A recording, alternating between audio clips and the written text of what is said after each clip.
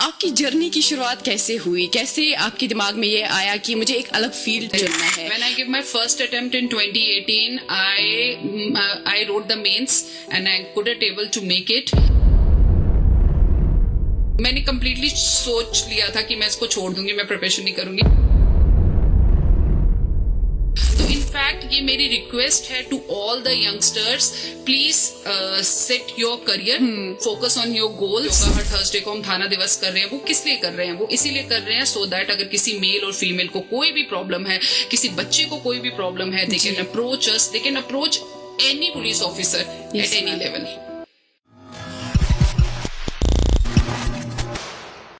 अस्सलाम वालेकुम, मैं हूँ आरजे बिस्मा और आप हमें देख पा रहे हैं रेडियो कुफारा 89.6 एफएम के सोशल मीडिया हैंडल्स पे. दोस्तों, कितना अच्छा लगता है ना जब कोई ये कहता है कि मेरी लाइफ में कोई हीरो है. फिर चाहे वो हीरो उसका फादर हो, उसका भाई हो, उसका बेटा हो या फिर हस्बैंड. लेकिन सबसे ज्यादा अच्छा तब लगता है जब कोई ये कहता है कि मेरी लाइफ की हीरो मेरी माँ है, मेरी बहन है, मेरी बेटी है या फिर मेरी वाइफ है. दोस्तों, आज स्टूडियो में हमारे साथ एक ऐसी ही बेटी जुड़ी है, एक ऐसी ही हीरो जुड़ी है जिन्होंने अपनी मेहनत और लगन के साथ ना कि सिर्फ अपना नाम रोशन किया बल्कि अपने पेरेंट्स का भी नाम रोशन किया. मैम, सबसे पहले तो आपका स्वागत है कि आपने अपना कीमती समय हम लोगों को दिया और आप आज हमारे साथ स्टूडियो में मौजूद है. बहुत सारे दर्शक आपको देख रहे होंगे, बहुत सारे लोग आपसे मुतासिर होंगे, इंस्पायर होंगे. तो मैं चाहती हूँ मैम आप अपना जो इंट्रोडक्शन है वो हमारी ऑडियंस को खुद ही दें. Thank you, Visma.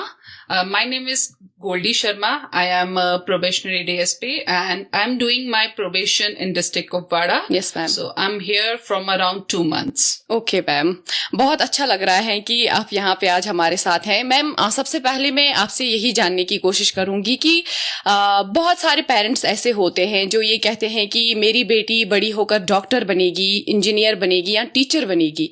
In fields के बारे में जिक्र ही नहीं होता है. तो आपकी जर्नी की शुरुआत कैसे हुई? कैसे आपके दिमाग में ये आया कि मुझे एक अलग फील्ड चुनना है और कैसे जो है आपने अपनी जर्नी को स्टार्ट किया? मतलब मैं आपके एक्सपीरियंस के हिसाब से जानना चाहती हूँ. Actually, Visma, I am from district Jammu. Yes, so ma'am. I am from a place that is around 25 to 30 kilometers from Jammu. That is Akhnur. So I have started my schooling from that place. Then I did my graduation from Jammu, then did my masters from Jammu University. And in university, I started the preparation for this exams around 2018. I have started my preparation. And I want to tell you, this was my second attempt. Okay. In first attempt, I couldn't able to make it. And regarding my journey in this, Yes, ma'am. I always want to be in the police services. So that's why I did my preference in this exam also, and I'm Okay. really thankful to the God that I got the chance to Wow. be in this service. Wow. Ma'am, जाहिर सी बात है जब कोई इंसान अपनी journey start करता है तो उसकी लाइफ में बहुत सारे चैलेंज आते हैं, बहुत सारे अप्स एंड डाउन्स आते हैं. तो जाहिर सी बात है आपने भी ऐसे चैलेंज को फेस किया होगा. तो किस तरीके से आपने खुद को ओवरकम किया और पेरेंट्स का आपको क्या सपोर्ट मिला? देखिए, regarding you're talking about the support system. So I have 2 elder brothers, and my parents and my brothers always very supportive to me. They always supported me कि तू इस एग्जाम के लिए प्रिपेयर करो. Then Yes. when I gave my first attempt in 2018, I wrote the mains and I couldn't able to make it. But after that, then you are talking about the challenges. Then COVID come. We all were very depressed because हम Yes, सारे home locked हो चुके थे. Yes. And then उसके बाद लेकिन घर बैठ के मैंने प्रिपरेशन स्टार्ट किया. अगेन फिर से मैंने प्रिपरेशन स्टार्ट किया. आई टुक सम टेस्ट सीरीज, ऑनलाइन बैचेस लिए. देन उसके बाद फिर जब नेक्स्ट अटेम्प्ट आया उस पर मैंने फिर से और अच्छे से मेहनत की. And by the support of my family, my brothers, my friends and even my teachers, Yes. today I'm here.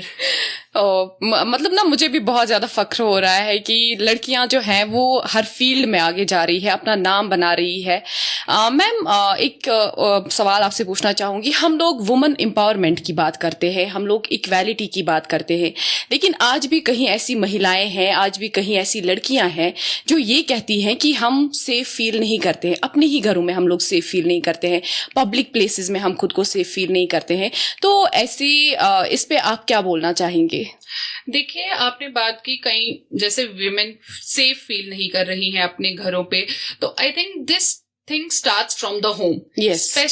Specially आप बात करें उनके पेरेंट्स की, उनके सिबलिंग्स की, तो definitely their parents must educate them. Yes. They must मतलब उनको कॉन्फिडेंट बनाएं कि वो अपने आप को सेल्फ सफिशिएंट बना सकें। बिल्कुल। और रही बात सबसे बड़ी बात, they should be aware of their rights. बिल्कुल। That is very important. Yes. And after that, जैसे आपने पब्लिक में बात की, so I think law enforcement agencies are doing very well. So if there is any problem they are feeling, they can approach to any agency. Okay ma'am. Ma'am एक और बात मैं पूछना चाहूँगी, हम लोग लड़कियां जो हैं वो सेक्सुअल असॉल्ट और हैरेसमेंट के शिकार हो जाती है, और काफ़ी टाइम से हम देख रहे हैं कि कुछ लड़कियां ऐसी होती हैं जिनके साथ ये ज्यादतियां होती है, तो वो खुल के सामने आ नहीं पाती हैं, वो अपनी प्रॉब्लम्स बोल नहीं पाती हैं। शायद उनके अंदर वो डर होता है, वो खौफ होता है कि अगर हम जाएंगे तो समाज हमें किस नज़र से देखेगा। तो जब आपके पास ऐसे केसेस आते हैं तो ऐसे केसेस को आप हैंडल कैसे करते हैं? देखिए, आपने बात की सेक्सुअल ऑफेंसेस से, it can happen to anyone respective of the gender. Yes ma'am. ठीक है, आजकल का जो दौर चल रहा है, इट इज ऑलमोस्ट कि मतलब किसी भी प्लेस पे, किसी भी एज पे दे कैन एक्सपीरियंस इट। सो हमारा आजकल, जैसे आप पुलिस की बात करें तो पुलिस डिपार्टमेंट का यही इनिशिएटिव रहा है कि देखिए, अगर वो हमारे पास इस टाइप की प्रॉब्लम लेके पुलिस स्टेशन में आते हैं, definitely we are addressing them. But उसके अलावा भी हमने बहुत सारे ऐसे इनिशिएटिव लिए हैं जिसके थ्रू वो हमें किसी भी टाइम पे आप बता सकती हैं। जैसे आप बात करें, हमारे डिस्ट्रिक्ट पुलिस में स्पेशल सेल्स बनाई गई हैं फीमेल्स के लिए। इवन डिस्ट्रिक्ट कुपवाड़ा की बात करेंगे तो we have a women police station for that. We have a different community engagement programs हैं हमारे उसके पास। देन और भी आप तरीके से, जैसे सपोज जैसे आपको पता ही होगा, हर थर्सडे को हम थाना दिवस कर रहे हैं। वो किस लिए कर रहे हैं? वो इसीलिए कर रहे हैं सो दैट अगर किसी मेल और फीमेल को कोई भी प्रॉब्लम है, किसी बच्चे को कोई भी प्रॉब्लम है, दे can approach us, they can approach any police officer at any level. Okay ma'am, तो ये बहुत अच्छी बात हमें सुनने को मिली। मुझे पूरा यकीन है कि जो ये पॉडकास्ट देखेंगे उनको बहुत सारी इन्फॉर्मेशन मिलेगी रिगार्डिंग अपने लिए कि लड़कियां जो फेस करती है उनको डरने की ज़रूरत नहीं है। आपके साथ 24 घंटे आपकी पुलिस खड़ी है। ये हमारे रियल हीरोज़ है। हम हीरोज़ को हमेशा जो है पिक्चर्स में देखते हैं, लेकिन जो रियल लाइफ हीरोज़ है वो हमारे सामने ही है। तो मैम एक और चीज़ मैं आपसे पूछना चाहूँगी, डोमेस्टिक वायलेंस अभी इस टाइम पे अगर हम देखें बहुत ही पीक पे है।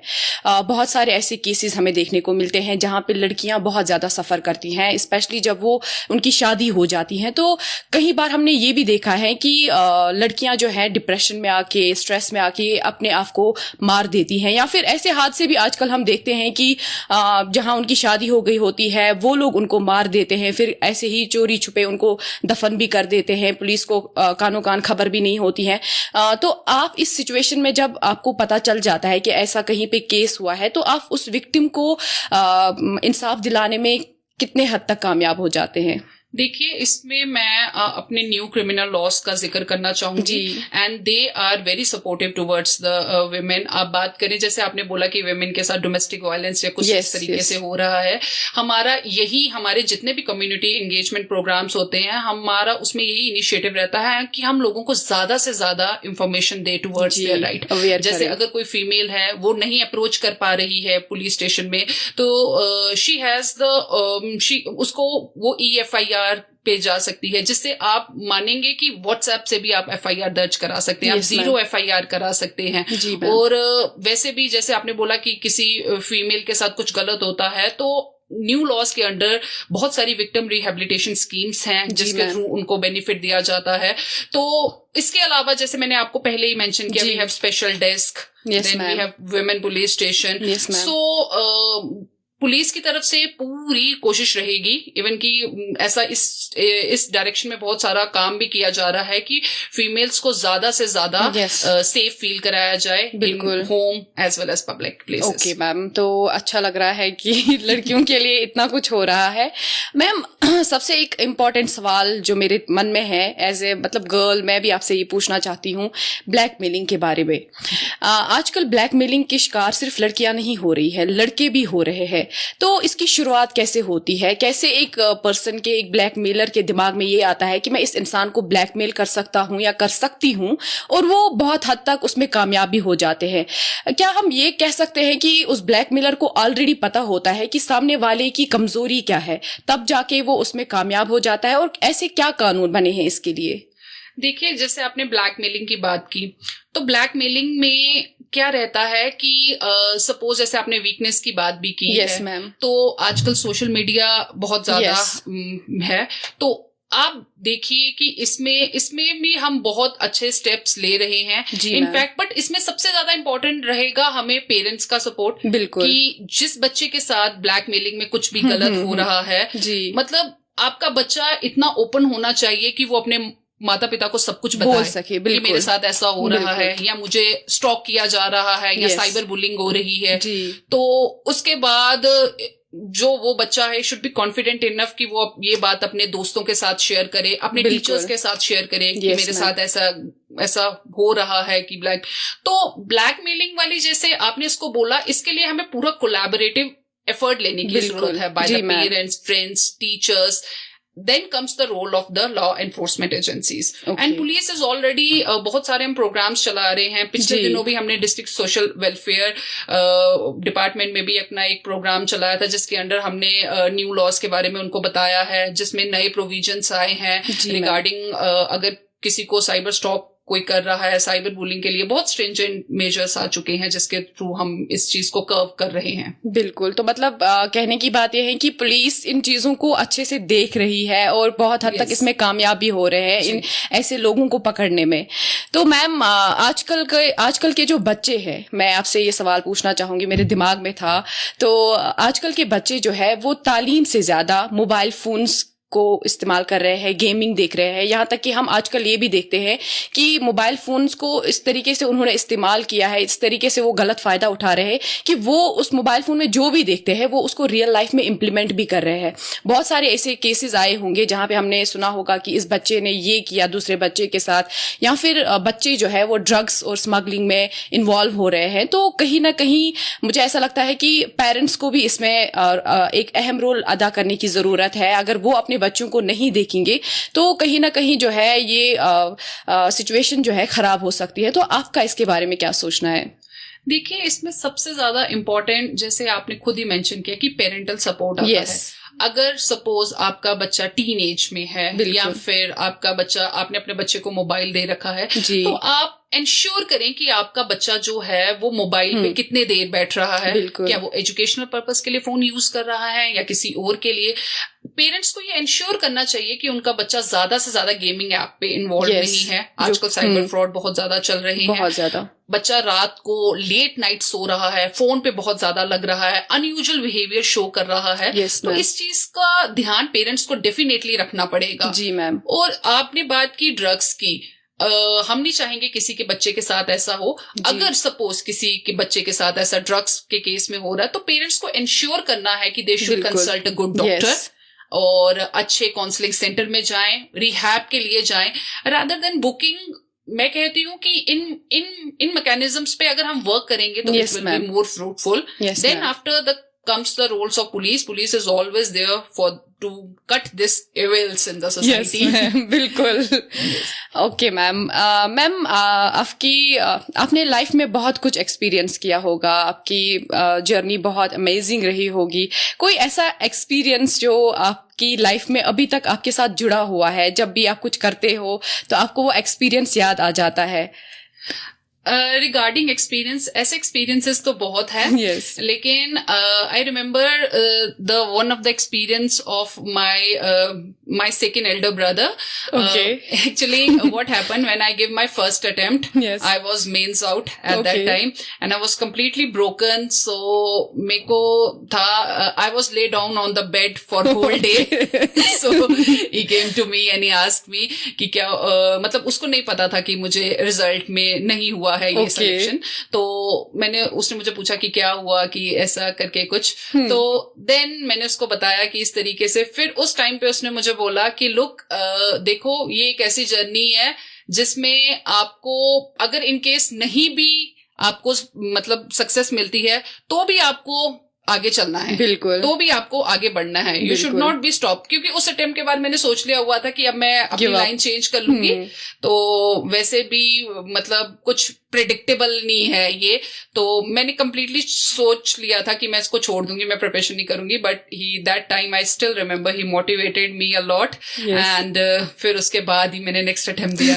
ओके, बहुत अच्छा लग रहा है मैम, सच में. मतलब आपकी बातों से मैं भी इंस्पायर हुई, मुझे भी बहुत अच्छा लग रहा है. गर्व फील कर रही हूँ कि मुझे ऐसा मौका मिला आपके साथ बात करने का. जैसा कि आपने बोला कि मैंने गिव अप करने की कोशिश करी थी. मैम, बहुत सारी ऐसी लड़कियां हैं जो घरों में है अभी, जो गिव अप करती है, जो पढ़ाई तो करती है लेकिन समाज के डर से घर से बाहर नहीं निकल पाती है, अपनी जॉब्स नहीं कर पाती है. कहीं ना कहीं उनके अंदर वो डर रहता है कि हम कैसे बाहर जाएंगे. मैं सिर्फ यहाँ लड़कियों की बात नहीं करूंगी, लड़के भी ये सब फेस करते हैं. तो उनके लिए कोई ऐसा मैसेज आप छोड़ना चाहेंगे?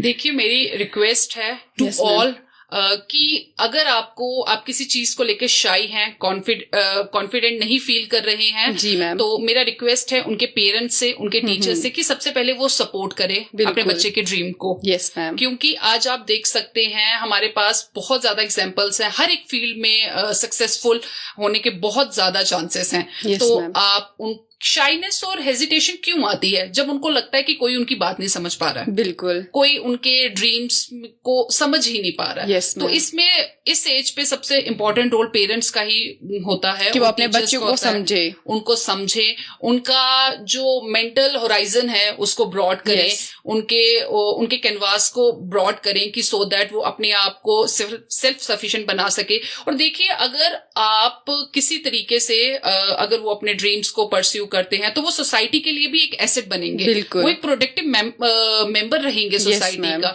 तो इनफैक्ट ये मेरी रिक्वेस्ट है to all the youngsters, please set your career, focus on your goals and just hold the vision and trust the process. Everything you can achieve.